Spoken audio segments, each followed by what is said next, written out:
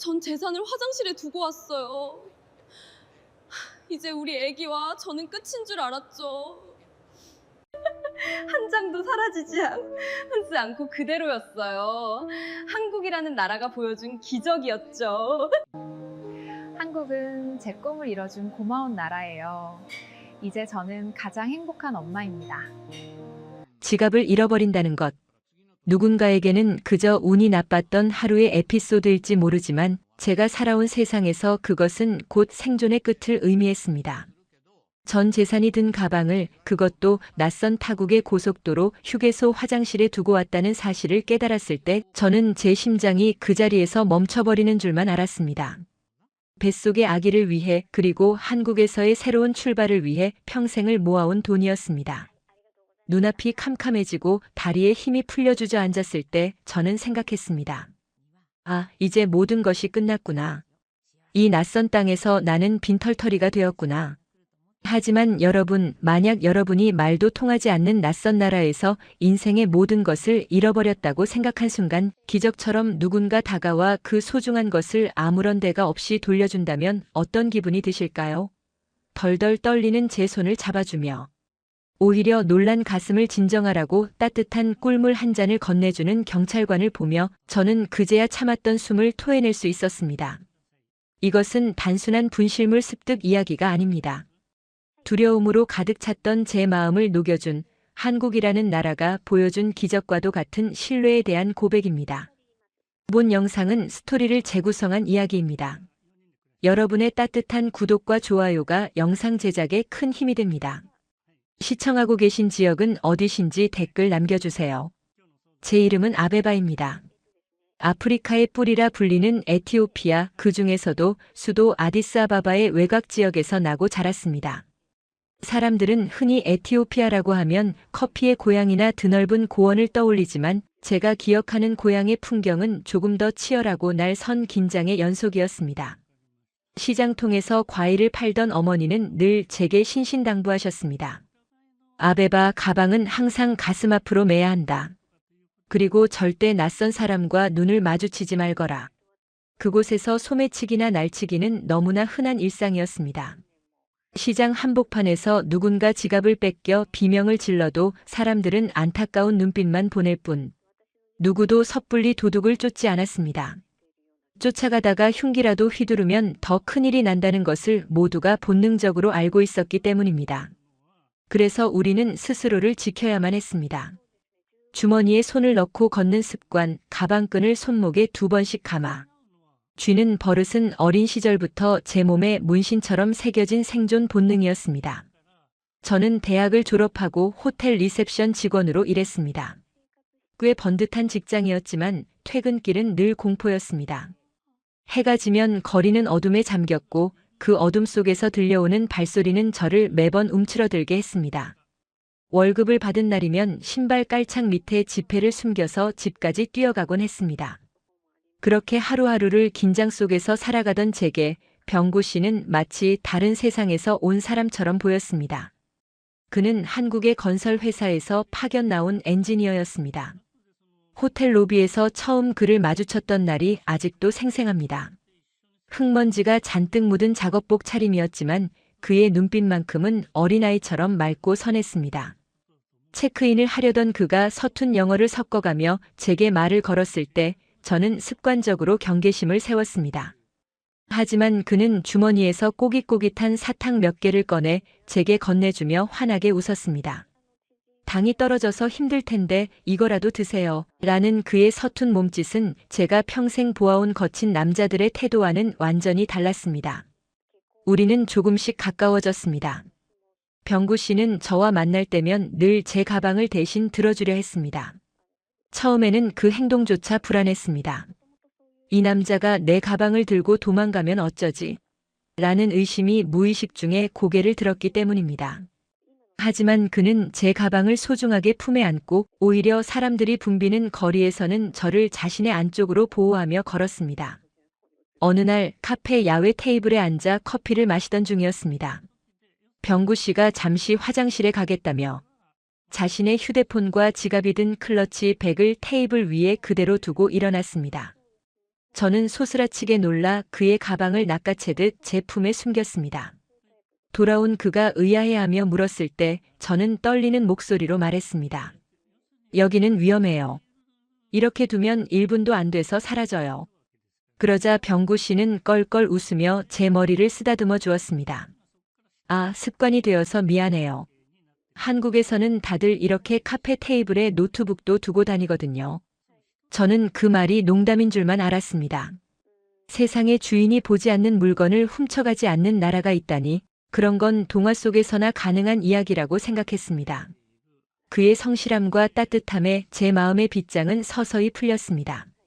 병구 씨는 화려한 언변으로 사랑을 속삭이는 사람은 아니었습니다. 대신 그는 매일 아침 저에게 안부 문자를 보내주었고 제가 아플 때면 약국을 찾아온 동네를 헤매고 다녔으며 제 가족들을 위해 한국에서 가져온 인삼이며 영양제를 바리바리 싸들고 찾아오곤 했습니다. 결혼을 결심하고 한국행을 준비하면서 저는 가지고 있던 모든 것을 정리했습니다. 퇴직금과 그동안 모아둔 적금, 그리고 어머니가 시집가는 딸을 위해 몰래 쥐어주신 비상금까지. 그 모든 돈을 달러로 바꾸어 두툼한 가죽 가방 깊숙한 곳에 넣었습니다. 그것은 단순한 돈이 아니었습니다. 낯선 한국 땅에서 우리 부부가 시작할 기반이자 혹시라도 병구 씨에게 짐이 되고 싶지 않은 제 자존심이기도 했습니다. 출국 날 공항에서 어머니와 부둥켜 안고 울면서도 저는 그 가방을 놓지 않았습니다. 아베바, 명심해라. 세상에 믿을 건 너와 내 서방뿐이다. 가방은 절대 몸에서 떼어놓지 마라. 어머니의 그 당부는 비행기가 이륙하는 순간까지 귓가에 맴돌았습니다. 인천공항에 도착했을 때 느꼈던 그 압도적인 공기를 잊을 수 없습니다.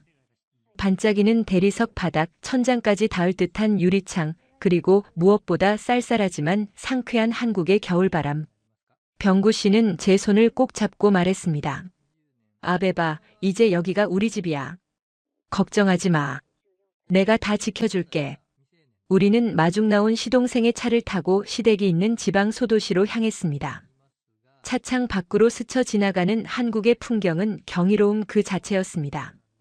끝없이 이어진 고층 아파트들과 꼬리를 물고 달리는 자동차들의 불빛. 하지만 그 화려함 속에서도 제 손은 가방끈을 꽉 움켜쥐고 있었습니다. 긴 비행 탓에 몸은 녹초가 되었고 임신 초기라 쏟아지는 졸음과 입덧 기운이 저를 괴롭혔지만 전 재산이 든 가방을 지켜야 한다는 생각에 잠시도 눈을 붙일 수 없었습니다.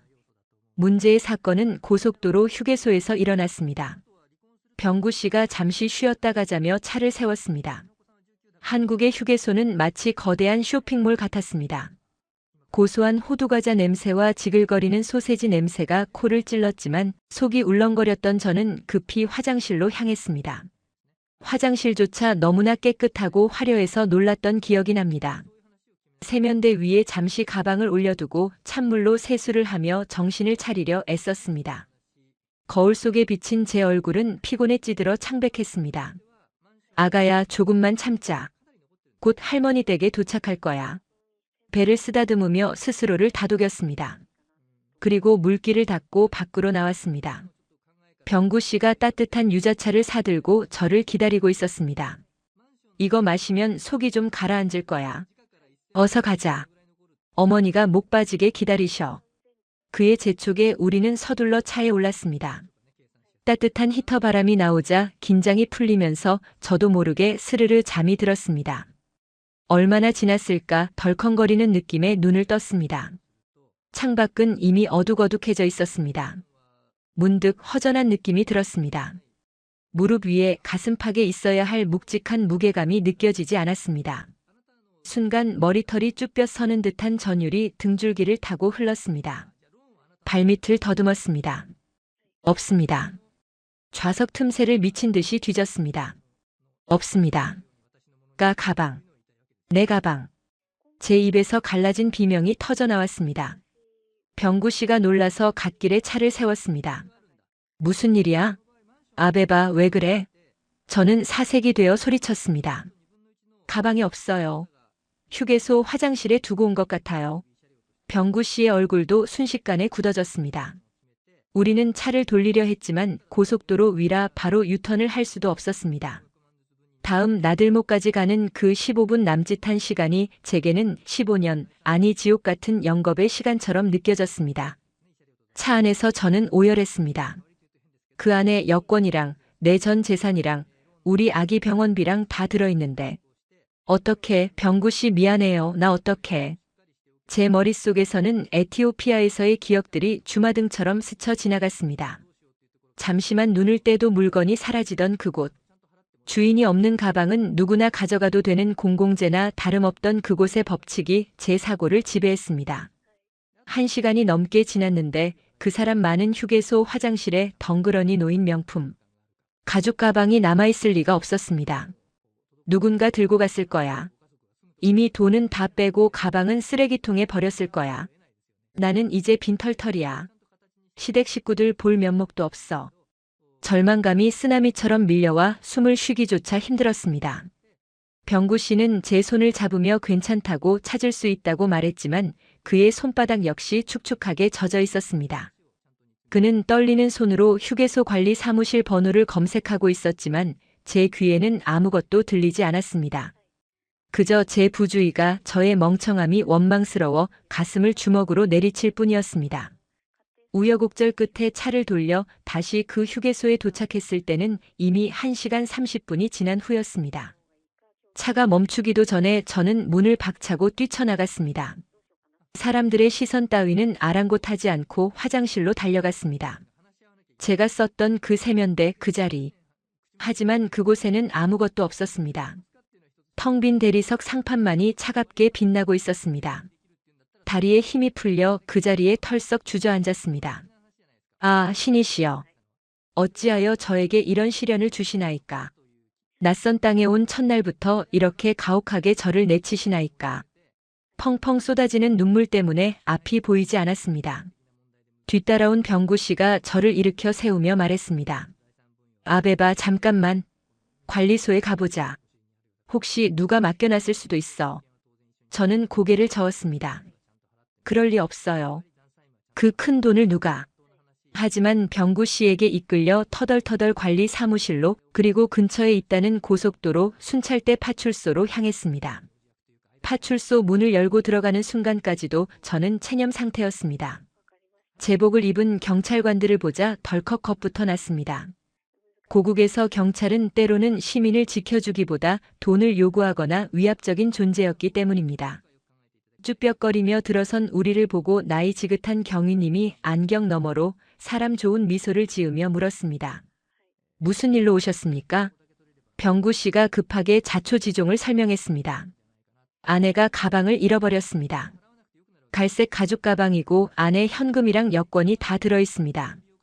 혹시 들어온 분실물이 있나요? 그 순간 경위님이 책상 아래에서 익숙한 물건 하나를 꺼내 올려놓았습니다. 낡은 손때가 묻은 제 갈색 가방이었습니다. 이거 맞습니까? 아까 어떤 아주머니가 화장실에서 주웠다고 가져다 주시던데. 안에 돈이 꽤 많아서 걱정하고 있었습니다. 저는 제 눈을 의심했습니다. 꿈을 꾸는 건가 싶어 볼을 꼬집어 보고 싶었습니다. 떨리는 손으로 가방을 받아들었습니다. 지퍼를 열어보라는 경찰관의 말에 저는 손가락을 덜덜 떨며 가방을 열었습니다. 달러 뭉치, 여권, 산모수첩. 단 하나도 정말 단 지폐 한 장도 사라지지 않고 그대로 있었습니다. 그 순간 참고 있던 울음이 기괴한 소리가 되어 터져나왔습니다. 으앙. 감사합니다. 감사합니다. 저는 바닥에 엎드려 절이라도 하고 싶은 심정이었습니다. 에티오피아였다면 상상도 할 수 없는 일이었습니다. 1시간이 넘도록 수많은 사람들이 오가는 화장실에 방치되어 있었는데 그것을 아무도 가져가지 않고 경찰서에 맡겼다는 사실이 믿기지 않았습니다. 경위님은 오열하는 저를 보며 허허 웃으시더니 종이컵에 따뜻한 믹스커피를 타서 건네주셨습니다. 한국에서는 남의 물건 함부로 손 안 댑니다. 다들 주인이 찾으러 오겠거니 하고 두거나 이렇게 가져다 주죠. 너무 놀랐나 보네. 이제 안심해요. 따뜻한 커피 잔을 두 손으로 감싸 쥐자 그 온기가 차갑게 얼어붙었던 제 심장을 녹이는 것 같았습니다. 그 아주머니 연락처라도 알 수 없을까요? 사례라도 꼭 하고 싶습니다. 병구 씨가 물었지만 경위님은 고개를 저었습니다. 그냥 가셨어요. 좋은 일 하셨으니 복 받으실 거라고 이름도 안 남기고 가시더군요. 그제야 저는 주변을 둘러볼 여유가 생겼습니다. 파출소 안은 무서운 취조실이 아니라 마치 동네 사랑방처럼 따뜻한 공기가 감돌고 있었습니다. 벽에 걸린 시계 소리, 경찰관들의 나직한 대화 소리, 그리고 손에 쥐어진 달콤한 커피 향. 이 모든 것이 비현실적으로 평화로웠습니다. 그때 파출소 문이 벌컥 열리며 누군가 들어왔습니다. 어머, 찾았니? 찾았어? 시어머니였습니다. 우리가 늦어지고 전화로 울고불고 난리가 나니 걱정이 되셔서 택시를 타고 이곳까지 달려오신 것이었습니다. 뽀글거리는 파마머리에 화려한 꽃무늬 몸빼 바지를 입으신 시어머니는 들어오자마자 저를 와락 끌어안으셨습니다. 아이고, 이 미련한 거사. 몸은 괜찮냐? 애는 괜찮고? 어머니는 가방은 쳐다보지도 않으셨습니다. 그 큰 돈이 든 가방을 찾았다는 안도감보다 사색이 된 며느리의 얼굴이 더 걱정되시는 듯 제 등을 찰싹찰싹 때리며 문지르셨습니다. 어휴, 얼마나 놀랐을꼬. 손이 얼음장이네. 괜찮다, 괜찮아. 사람 안 다치고 찾았으면 됐다. 시어머니의 거칠지만 따뜻한 손길이 제 등을 쓸어내리는 순간 저는 엄마 품에 안긴 어린아이처럼 다시 엉엉 울어버리고 말았습니다. 고향의 어머니가 했던 말이 떠올랐습니다. 한국은 무서운 곳일지도 모른다고 정신 똑바로 차려야 한다고. 하지만 제가 만난 한국은 달랐습니다. 잃어버린 전 재산을 찾아주고 이름도 없이 사라진 시민, 겁먹은 외국인 며느리에게 따뜻한 차를 타주는 경찰관, 그리고 돈보다 며느리의 놀란 가슴을 먼저 걱정해주는 시어머니. 파출소를 나와 다시 차에 탔을 때 밤하늘에는 별이 총총히 떠 있었습니다. 차창 밖으로 스쳐 지나가는 한국의 밤거리는 여전히 환했습니다. 편의점 앞에 물건들이 쌓여 있어도 아무도 가져가지 않는 모습, 카페 테이블 위에 지갑과 노트북이 덩그러니 놓여있는 풍경들이 이제야 눈에 들어오기 시작했습니다. 그것은 단순한 치안의 문제가 아니었습니다. 서로에 대한 믿음, 타인의 것을 탐하지 않는 양심이 살아 숨쉬는 사회라는 증거였습니다. 병구 씨가 제 손을 잡으며 말했습니다. 봤지? 내가 뭘 했어. 한국은 안전하다고 했잖아. 이제 마음 좀 놓여. 저는 고개를 끄덕이며 배시시 웃었습니다. 긴장이 풀리자 그제야 뱃속에서 꼬르륵 소리가 요란하게 울렸습니다. 집에 도착하니 시어머니는 미리 끓여놓으신 된장찌개와 각종 나물 반찬으로 한 상 가득 밥상을 차려주셨습니다. 낯선 냄새였지만 이상하게도 역하지 않았습니다. 김이 모락모락 나는 쌀밥을 한 숟가락 입에 넣었을 때 그 구수하고 따뜻한 맛이 목구멍을 타고 넘어가며 제 온몸의 세포를 깨우는 것 같았습니다. 이것이 한국의 맛이구나. 이것이 정이구나. 숟가락질을 멈추지 못하고 허겁지겁 밥을 먹는 저를 보며 시어머니는 제 밥그릇에 생선살을 발라 올려주셨습니다. 많이 먹어라. 뱃속에 아기까지 둘이 먹는 건데. 한국에 오면 고생길이 훤할 거라 생각했던 제 각오는 보기 좋게 빗나갔습니다. 물론 앞으로 언어 장벽이나 문화 차이로 힘든 일이 많겠지만 적어도 오늘 제가 느낀 이 따뜻한 안도감만은 영원히 잊지 못할 것 같습니다. 가방을 되찾은 날 저는 단순히 돈을 찾은 것이 아니라 이 낯선 땅에서 살아갈 용기를 얻었습니다. 하지만 이 평화가 계속될 수 있을까요? 다음 날 아침 저는 또 다른 한국의 놀라운 문화와 마주하게 되었습니다. 그것은 바로 시끄러운 소리와 함께 시작된 아파트 단지의 분리수거 날 풍경이었습니다. 저는 창밖을 보며 제 눈을 의심했습니다. 세상에 쓰레기를 버리는데 저렇게 줄을 서고 돈을 낸단 말이야? 저에게 닥친 두 번째 문화 충격은 그렇게 예고도 없이 찾아왔습니다. 쓰레기 분리수거장은 마치 거대한 설치 미술관 같았습니다. 투명한 페트병은 라벨을 모두 떼어내어 납작하게 눌러져 있었고 종이박스는 테이프 하나 남지 않은 채 차곡차곡 쌓여 있었습니다. 에티오피아에서는 상상조차 할 수 없는 광경이었습니다. 그곳에서는 쓰레기란 그저 길가에 버려지거나 태워지는 것이었으니까요. 저는 병구 씨의 손을 잡고 그 질서정연한 풍경을 멍하니 바라보았습니다. 누군가 시키지 않아도 주민들이 스스로 나와 캔을 밟고 유리를 색깔별로 분류하는 모습은 제게 신선한 충격을 넘어 일종의 경외심마저 불러일으켰습니다. 한국이라는 나라는 도대체 어떤 곳일까? 잃어버린 돈 가방을 찾아주는 정직함과 쓰레기 하나도 허투루 버리지 않는 치밀함이 공존하는 이곳에선 과연 내가 잘 적응할 수 있을까 하는 두려움이 엄습했습니다. 하지만 그 두려움은 곧 뜨거운 열정으로 바뀌었습니다. 저렇게 성실한 사람들이 사는 나라라면 나도 열심히 살면 분명 보답을 받을 수 있을 것이라는 확신이 들었기 때문입니다. 그날 이후 저는 시댁에서의 생활에 빠르게 적응해 나갔습니다. 시어머니는 저를 공주님 대하듯 하셨습니다. 아침에 조금이라도 일찍 일어나 부엌에 나가려고 하면 어느새 먼저 일어나신 어머니가 저를 다시 방으로 밀어 넣으셨습니다. 아가, 더 자라. 시차 적응도 안 됐을 텐데 무슨 부엌 일이냐? 밥 다 되면 부르마. 따뜻한 아랫목에 누워있으면 부엌에서 달그락거리는 도마 소리와 보글보글 찌개 끓는 소리가 자장가처럼 들려왔습니다. 하지만 저는 그 편안함이 마냥 좋지만은 않았습니다. 고향에 있는 가족들 생각이 났기 때문입니다. 흙바닥 위에서 옥수수를 구워 팔며 하루 벌어 하루 먹고 사는 어머니와 동생들. 제가 한국으로 떠나올 때 낡은 신발을 신고 배웅하던 어머니의 모습이 자꾸만 눈앞에 아른거렸습니다.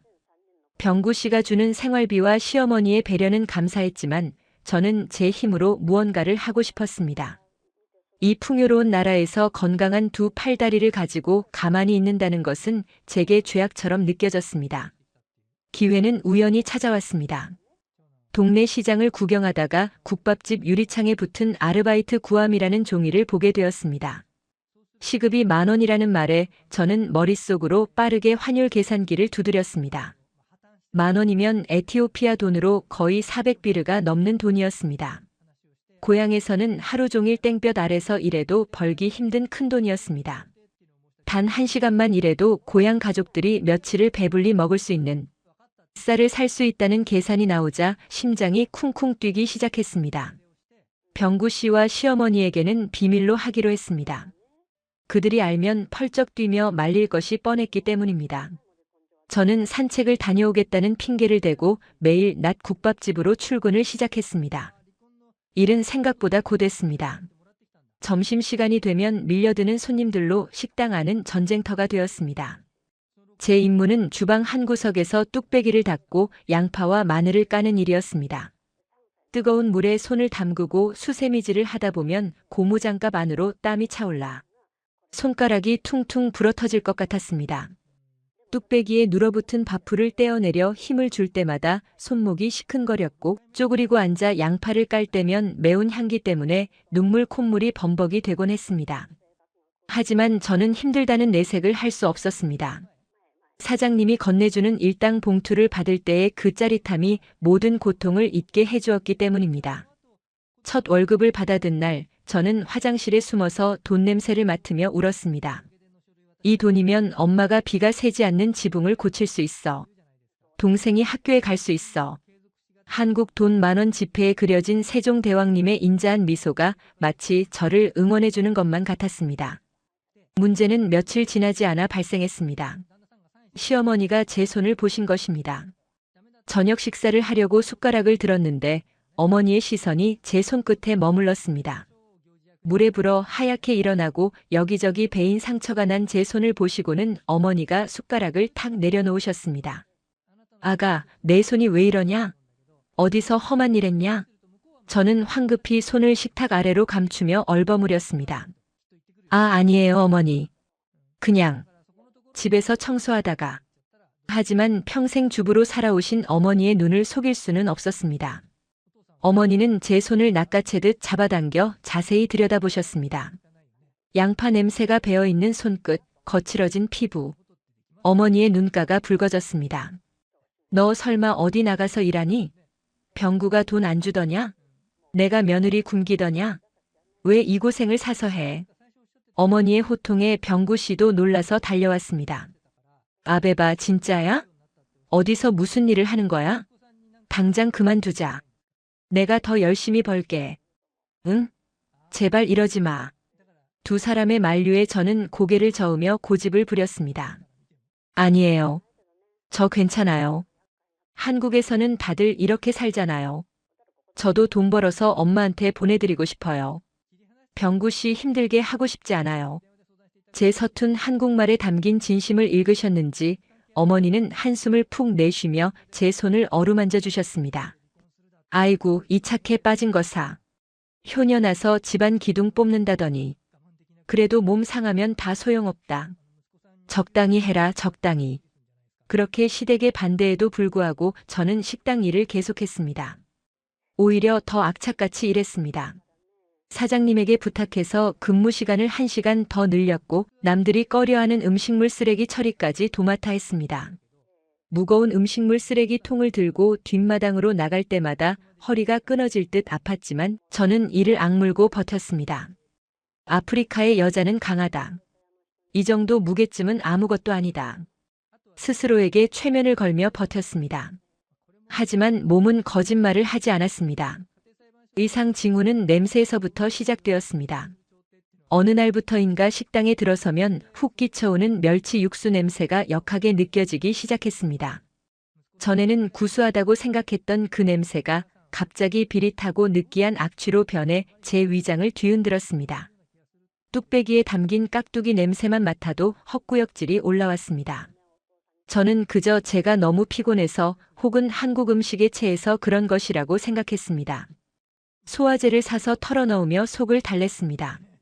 식당 이모님들이 아베바 얼굴이 왜 이렇게 노랗니? 어디 아파? 라고 물어보셨지만 저는 억지로 웃으며 괜찮아요. 어제 잠을 좀 못 자서요. 라고 둘러댔습니다. 어지러움도 심해졌습니다. 앉았다가 일어날 때면 눈앞에 별이 번쩍였고 땅이 울렁거리는 듯한 현기증이 수시로 찾아왔습니다. 빈혈기가 있었던 탓이라 여기며 철분제가 많이 들어있다는 선지 해장국을 억지로 밀어넣기도 했습니다. 하지만 숟가락을 들 힘조차 없을 정도로 몸이 천근만근 무거워지는 날들이 늘어갔습니다. 아침에 눈을 뜨는 것이 고역이었습니다. 침대에서 몸을 일으키면 마치 물먹은 솜처럼 몸이 축 늘어졌습니다. 병구 씨가 걱정스러운 눈빛으로 오늘 하루는 쉬는 게 어때? 라고 물었지만 저는 고개를 세차게 저었습니다. 안 돼요. 오늘 단체 손님 예약 있다고 했어요. 사장님이 저 없으면 힘들어요. 사실 사장님 핑계를 댔지만 진짜 이유는 따로 있었습니다. 며칠 뒤면 에티오피아에 있는 동생의 생일이었습니다. 이번에는 꼭 갖고 싶다던 운동화와 학용품을 사보낼 돈을 마련하고 싶었습니다. 그 생각 하나로 무거운 몸을 이끌고 식당으로 향했습니다. 그날따라 식당은 유난히 붐볐습니다. 점심시간이 되자마자 들이닥친 손님들로 인해 주방은 아수라장이었습니다. 설거지통에는 그릇들이 산더미처럼 쌓여 있었고 가스불 위에서는 뚝배기 수십 개가 동시에 끓어오르며 하얀 김을 내뿜고 있었습니다. 아베바. 여기 3번 테이블 공깃밥 추가. 아베바. 설거지 안 끝났어? 컵이 모자라잖아. 사장님과 홀 이모님의 고함 소리가 사방에서 날아들었습니다. 네, 가요. 금방 해요. 저는 대답을 하며 젖은 손을 앞치마에 닦을 새도 없이 홀과 주방을 오갔습니다. 뜨거운 김이 가득 찬 주방의 공기는 숨이 막힐 듯 답답했습니다. 마스크 안으로 뜨거운 입김이 맴돌아 숨을 쉴 때마다 턱 막히는 기분이 들었습니다. 그때였습니다. 갑자기 코끝에서 참기름 냄새가 확 풍겨왔습니다. 비빔밥에 들어갈 고소한 참기름이었지만 그 순간 제게는 마치 썩은 기름 냄새처럼 역겹게 느껴졌습니다. 우에. 저도 모르게 헛구역질이 터져나왔습니다. 급히 입을 틀어막고 싱크대 쪽으로 고개를 돌렸습니다. 위산이 역류해 목구멍이 타들어가는 듯한 고통이 느껴졌습니다. 속이 뒤집어질 것 같았습니다. 식은땀이 등줄기를 타고 줄줄 흘러내렸습니다. 다리가 후들거려 서 있기가 힘들었습니다. 잠시 벽을 짚고 숨을 고르려는데 사장님의 목소리가 들려왔습니다. 아베바, 뭐해? 뚝배기 넘치잖아. 불 좀 줄여. 그 소리에 화들짝 놀라 가스레인지 쪽으로 몸을 돌렸습니다. 하지만 그 순간 세상이 기괴하게 비틀리기 시작했습니다. 눈앞의 풍경이 마치 물속에서 보는 것처럼 흐릿해졌습니다. 보글보글 끓어오르는 뚝배기의 거품들이 슬로 모션처럼 느리게 움직였습니다. 시끄러웠던 식당의 소음이 갑자기 웅웅거리는 소리로 바뀌어 귓가에서 멀어졌습니다. 머릿속에서 B- 하는 이명이 날카롭게 울렸습니다. 발바닥이 땅에 닿아 있는지조차 느껴지지 않는 기묘한 부유감이 저를 감쌌습니다. 안 돼, 정신 차려야 해. 뚝배기. 불을 꺼야 해. 저는 필사적으로 손을 뻗었습니다. 하지만 제 손은 허공을 휘저을 뿐이었습니다. 가스불의 파란 불꽃이 갑자기 거대한 도깨비불처럼 커지더니 제 시야를 가득 채웠습니다. 속이 메스꺼워 견딜 수가 없었습니다. 머리가 깨질 듯이 아파왔습니다. 아, 안 되는데. 이러면 안 되는데. 마지막으로 든 생각은 뚝배기를 엎으면 안 된다는 걱정뿐이었습니다. 무릎에서 힘이 빠져나가는 것이 느껴졌습니다. 바닥에 차가운 타일 감촉이 무릎에 닿는가 싶더니 이내 제 몸이 깃털처럼 가볍게 허공으로 기울어졌습니다. 쟁그랑. 무언가 깨지는 날카로운 소리가 아주 멀리서 들려오는 듯 했습니다. 아베바. 누군가 제 이름을 부르는 다급한 비명소리가 들렸지만 대답할 수 없었습니다. 눈꺼풀이 1000톤의 바위처럼 무거워 내려앉았습니다. 캄캄한 어둠이 저를 집어삼켰습니다. 시끄러웠던 세상의 소리가 툭 하고 끊기며 저는 깊은 침묵 속으로 빠져들었습니다. 그렇게 저는 낯선 한국의 식당 주방 한복판에서 의식을 잃고 말았습니다. B-, B-, B-. 규칙적이고 건조한 기계음이 고막을 끈질기게 두드리고 있었습니다. 눈을 뜨려고 했지만 눈꺼풀이 마치 강력한 접착제로 붙여놓은 것처럼 무겁게 느껴졌습니다.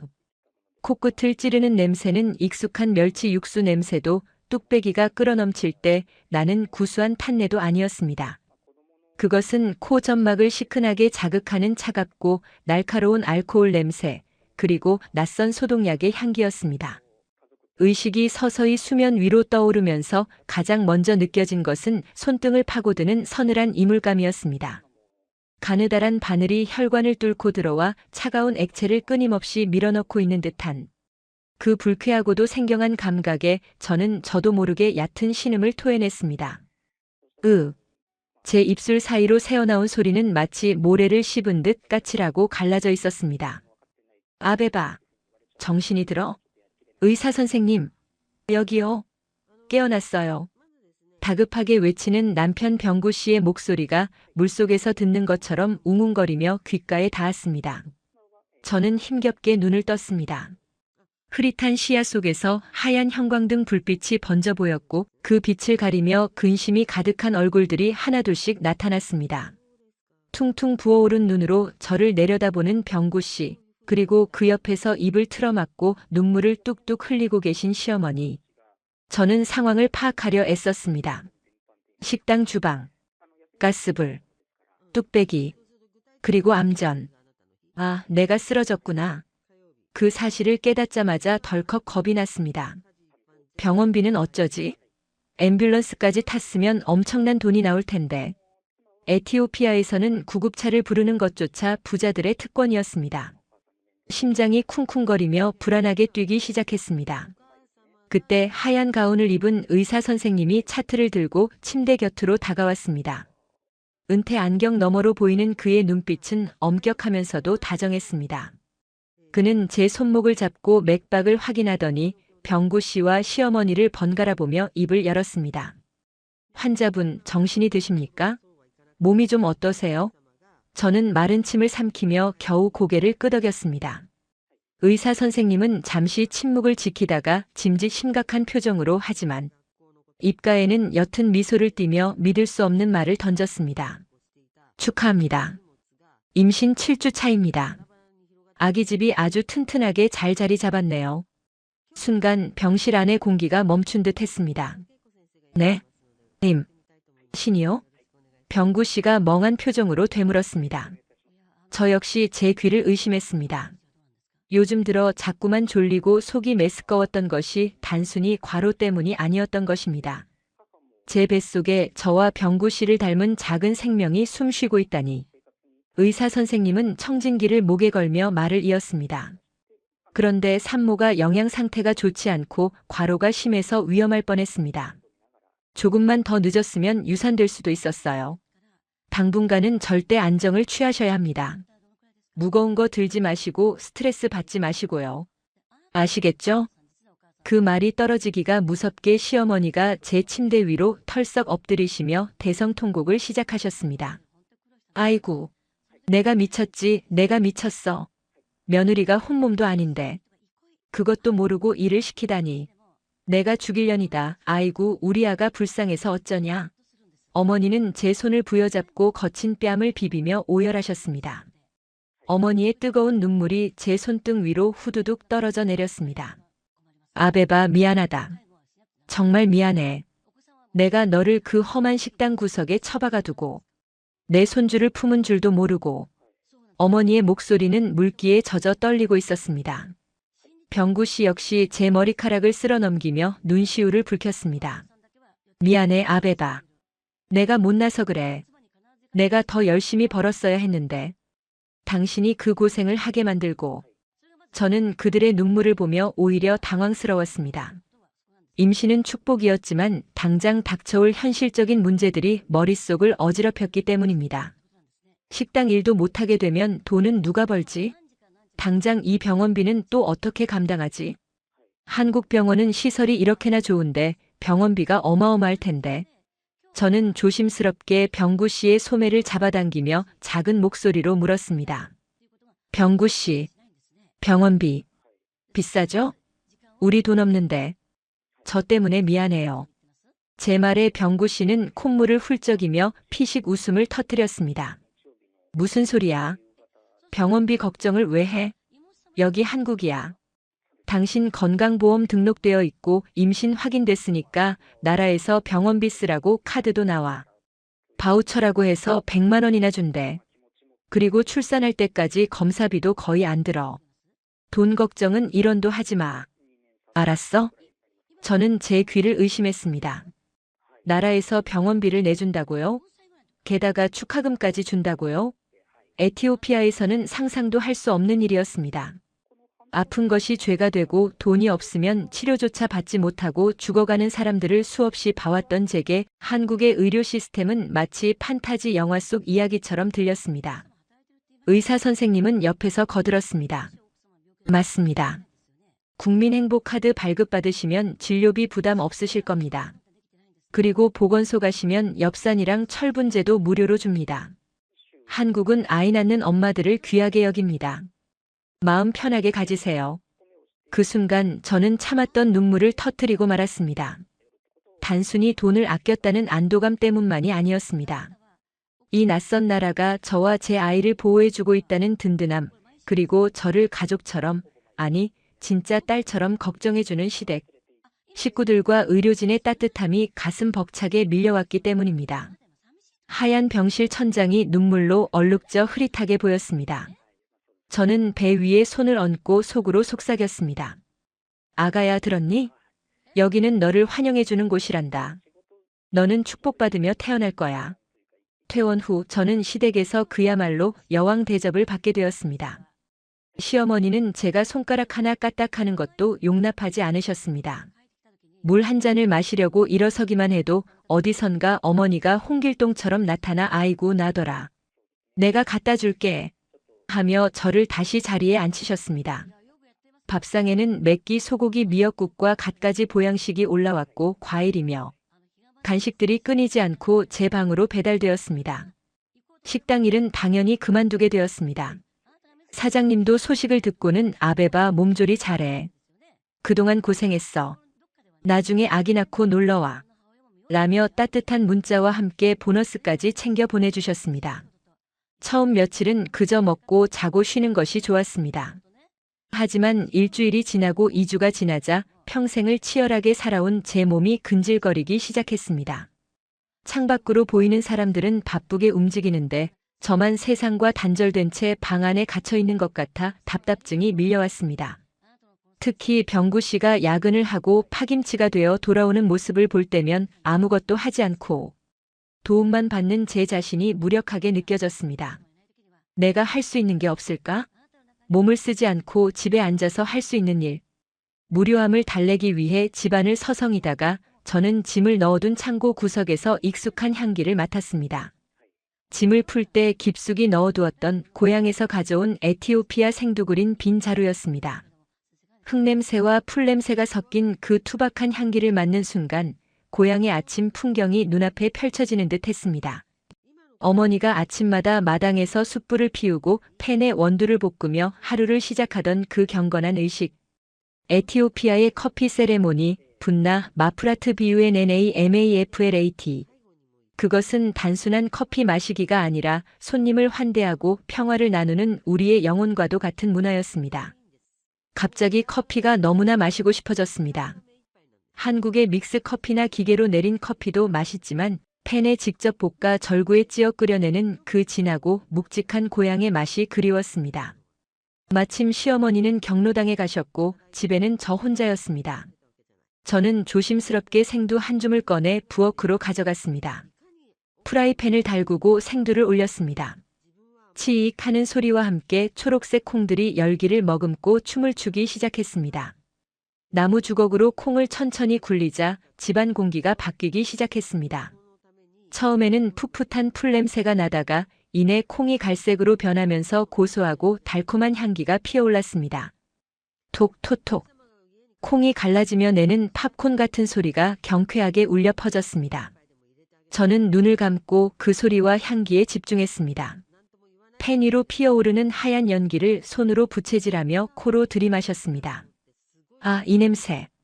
짙은 흙내음, 다크 초콜릿의 쌉싸름함, 그리고 꽃향기처럼 은은하게 퍼지는 과일향. 그것은 향수병을 치유하는 마법의 연기였습니다. 원두가 짙은 갈색으로 완벽하게 로스팅 되었을 때 저는 불을 끄고 잠시 열기를 식혔습니다. 그리고 믹서기 대신 작은 절구를 꺼내 원두를 빻았습니다. 쿵, 쿵, 쿵. 규칙적인 리듬에 맞춰 검은 가루가 되어가는 원두들. 뜨거운 물을 붓고 전통 방식인 제베나 JEBNA 토기 주전자는 없지만 비슷한 모양의 약탕관에 커피 가루를 넣고 끓였습니다. 보글보글 거품이 올라오며 온 집안, 안이 열린 베란다 창문을 통해 아파트 복도까지 진한 커피 향이 퍼져나갔습니다. 그때였습니다. 딩동 마이너스 하고 초인종이 울렸습니다. 저는 깜짝 놀라 가스불을 줄이고 인터폰 화면을 확인했습니다. 옆집에 사는 젊은 세댁과 그녀의 친구들이었습니다. 무슨 일이지? 혹시 냄새 때문에 항의하러 온 건가? 걱정스러운 마음으로 문을 열었습니다. 그런데 문을 열자마자 그녀들은 코를 킁킁거리며 감탄사를 연발했습니다. 어머, 안녕하세요. 저기, 실례지만 이 냄새 뭐예요? 복도의 커피 냄새가 너무 좋아서. 혹시 카페 하세요? 옆집 세댁은 눈을 반짝이며 물었습니다. 저는 당황해서 손을 내저으며 서툰 한국어로 설명했습니다. 아, 아니에요. 저 에티오피아 사람이에요. 고향 커피. 집에서 만들었어요. 냄새 미안해요. 그러자 그녀들은 손사래를 쳤습니다. 아니요. 냄새가 너무 좋아서 홀린 듯이 왔어요. 와, 이게 진짜 에티오피아 커피예요? 대박이다. 혹시 실례가 안 된다면 구경 좀 해도 될까요? 얼떨결에 저는 그녀들을 집으로 초대하게 되었습니다.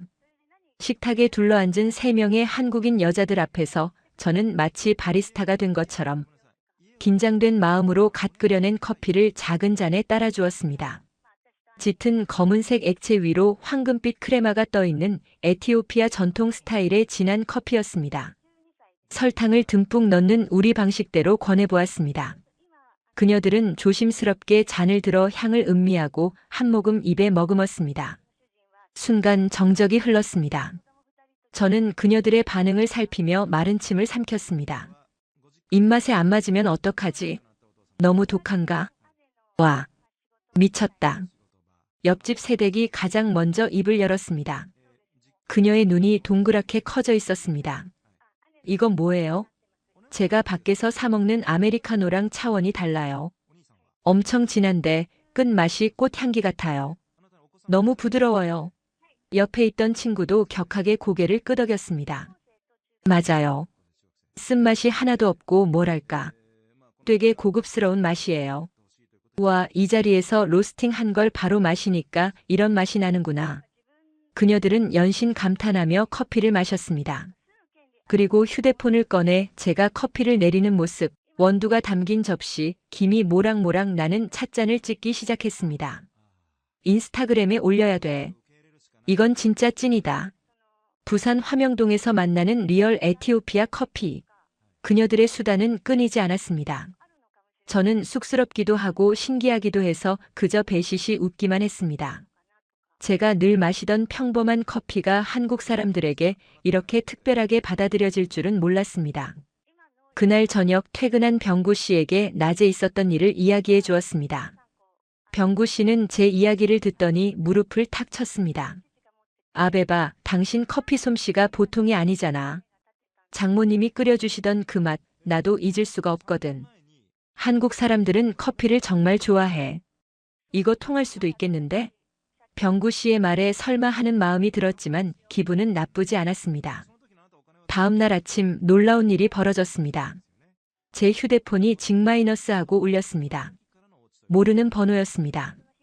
여보세요? 하고 전화를 받자 낯선 여자의 목소리가 들려왔습니다. 안녕하세요. 화명동 맘카페 보고 연락드렸는데요. 혹시 에티오피아 원두 직접 볶으신 거 조금 팔 수 있으세요? 어제 사진 올라온 거 보니까 원두가 너무 좋아 보여서요. 제가 커피를 너무 좋아하거든요. 네? 맘카페요? 저는 무슨 말인지 알아들을 수가 없었습니다. 알고 보니 어제 다녀간 옆집 세대기 지역 커뮤니티 사이트에 제 커피 사진과 함께 후기를 올린 것이었습니다. 우리 아파트에 에티오피아에서 오신 분이 사는데 직접 볶아준 커피 마시고 기절하는 줄 알았어요. 진짜 인생 커피.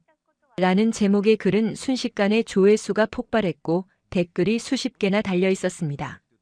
전화를 끊자마자 또다시 문자 메시지가 도착했습니다. 저도 원두 좀 사고 싶어요. 혹시 커피 내리는 거 배울 수 있나요? 원데이 클래스 같은 거 안 하시나요? 휴대폰 화면을 가득 채운 알림 메시지들을 보며 저는 멍하니 입을 벌렸습니다. 심장이 다시 쿵쿵 뛰기 시작했습니다. 이번에는 두려움이 아니었습니다. 그것은 가슴 벅찬 설렘이었습니다. 식당에서 설거지를 하고 무거운 뚝배기를 나르지 않아도 내 손끝에서 피어나는 향기만으로 사람들을 행복하게 할 수 있다니. 내가 가장 잘하고 가장 좋아하는 이 일로 돈을 벌 수 있다니. 저는 부엌으로 달려가 남은 생두 자루를 확인했습니다. 아직 넉넉했습니다. 창고에 잠들어 있던 녹색의 콩들이 마치 저에게 이제 내 차례야, 너의 진짜 능력을 보여줘라고 속삭이는 것 같았습니다. 저는 떨리는 손으로 병구 씨에게 문자를 보냈습니다. 여보, 나 아무래도 커피 볶아야 할 것 같아요. 주문이 들어왔어요. 전송 버튼을 누르는 제 손끝이 짜릿하게 저려왔습니다. 이것은 한국에서의 제 두 번째 인생이 시작되는 신호탄이었습니다. 저는 앞치마 끈을 단단히 고쳐맸습니다. 뱃속의 아기가 힘차게 발길질을 하는 것이 느껴졌습니다. 그래, 아가야. 엄마가 보여줄게. 엄마가 얼마나 맛있는 커피를 만드는 사람인지. 이제부터가 진짜 시작이었습니다. 거실 바닥이 보이지 않을 정도로 택배 상자가 가득 쌓인 풍경. 이것이 제 인생 2막의 시작이었습니다. 처음에는 아파트 베란다에서 프라이팬 하나로 시작했던 커피. 로스팅이 맘카페의 입소문을 타면서 감당할 수 없을 만큼 주문이 폭주하기 시작했습니다. 하루 종일 집안에는 고소하면서도 쌉싸름한 원두 볶는 냄새가 배어 있었고 병구 씨는 퇴근하자마자 양복을 벗어던지고 택배 송장을 출력해 붙이느라 정신이 없었습니다. 시어머니 역시 경로당 출입을 끊으시고 저와 함께 원두를 소분하고 포장하는 작업 반장님으로 변신하셨습니다. 아베바야, 이 콩들이 다 돈이다, 돈. 검은 콩이 아니라 황금. 콩이야. 어머니는 포장된 원두 봉투를 상자에 넣으시며 아이처럼 즐거워하셨습니다. 단순히 돈을 벌어서가 아니라 며느리의 재능이 사람들에게 인정받고 있다는 사실에 더 신이 나신 것 같았습니다. 주문량은 기하급수적으로 늘어났습니다.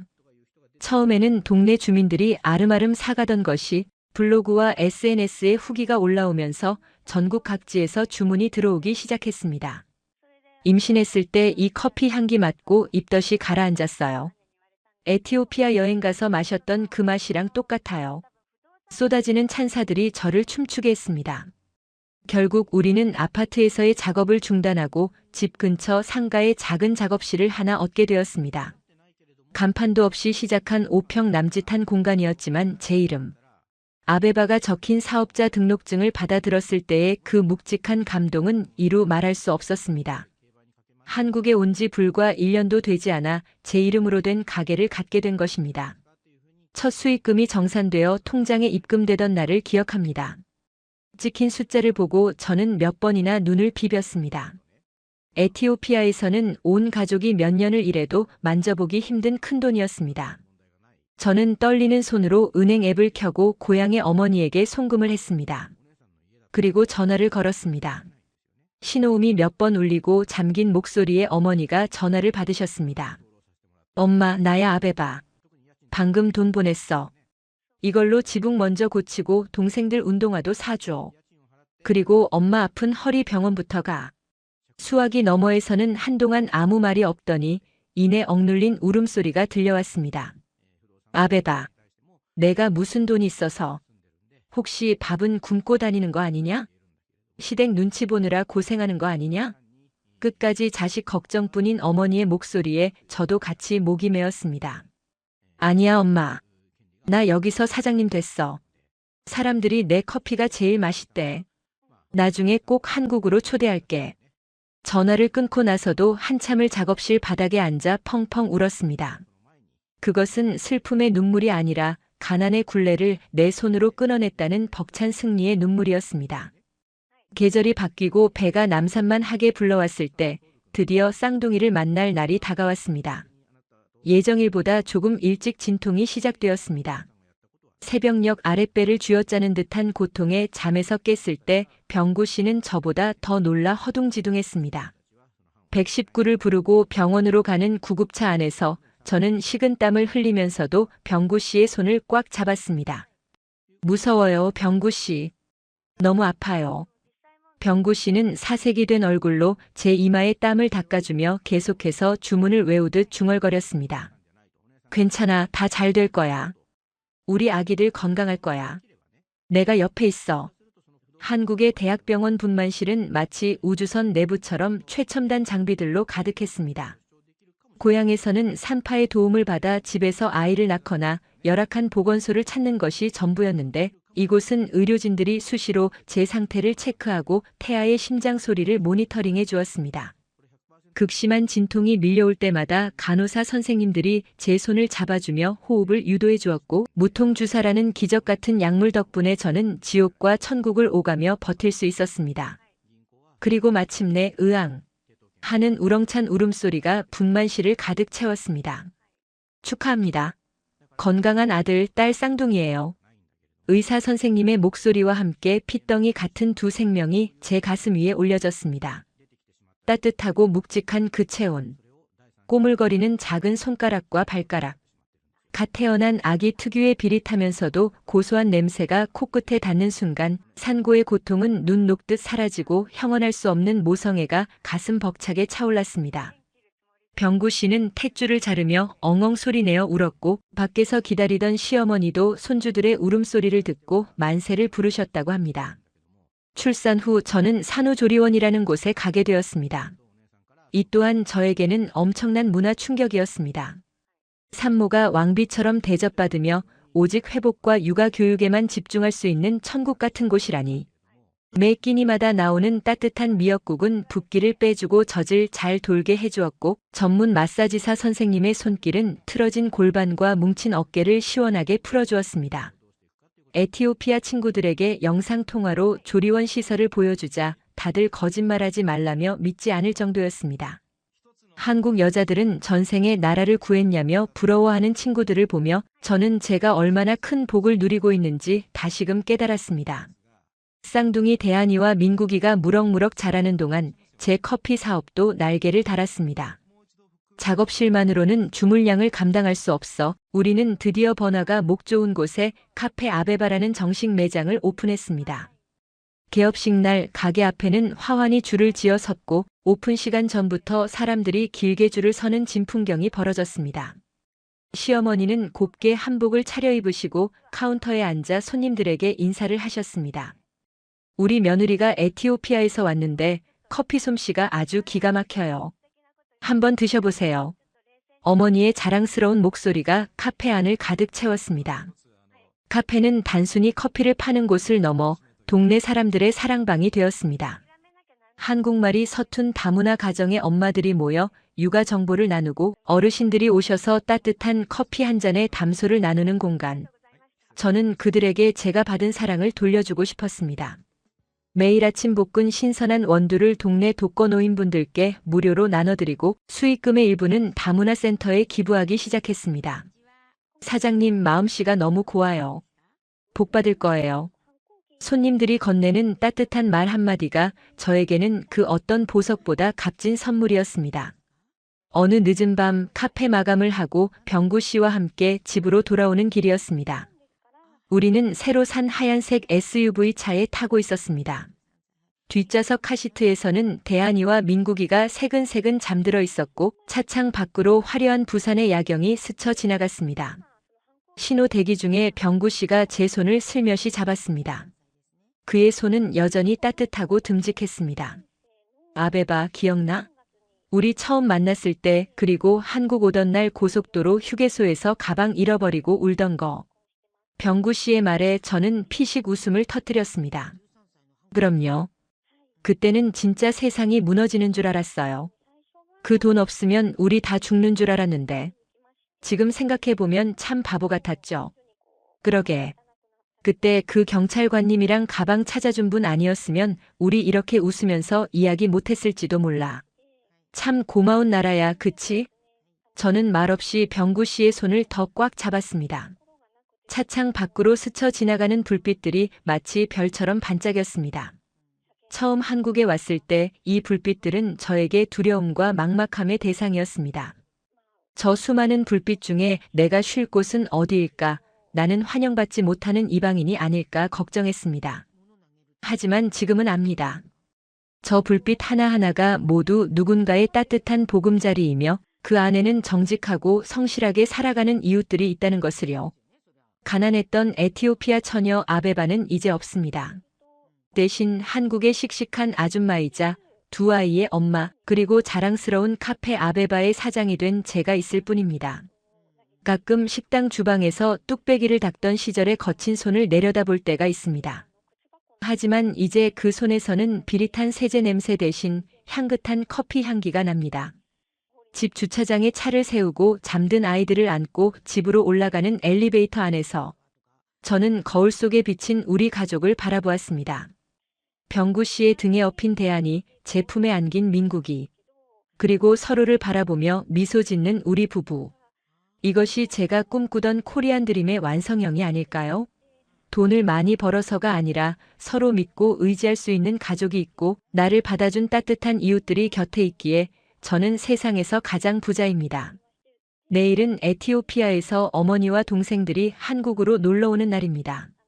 어머니께 제일 먼저 제가 만든 따뜻한 커피 한 잔을 대접해드리고 싶습니다. 그리고 말씀드리고 싶습니다. 엄마 걱정하지 마. 나 여기서 정말 행복해. 한국은 정이 넘치는 따뜻한 나라야. 라고요. 저의 이야기는 여기서 끝이 아닙니다. 앞으로도 이 고마운 땅에서 더 많은 사랑을 나누며 커피 향기처럼 은은하고 깊은 행복을 만들어갈 것입니다. 여러분도 혹시 길을 가다 진한 커피 향기가 나면 한 번쯤 떠올려 주세요. 사랑 하나 믿고 물 설고 낯선 땅에 와서 기적을 만들어낸 에티오피아 댁 아베바를요. 가슴 뭉클한 이야기였나요? 구독과 좋아요를 눌러주시면 더 큰 감동으로 보답하겠습니다. 하고 싶은 말씀은 댓글로 편하게 남겨주세요. 여러분의 가정에 행운을 빕니다.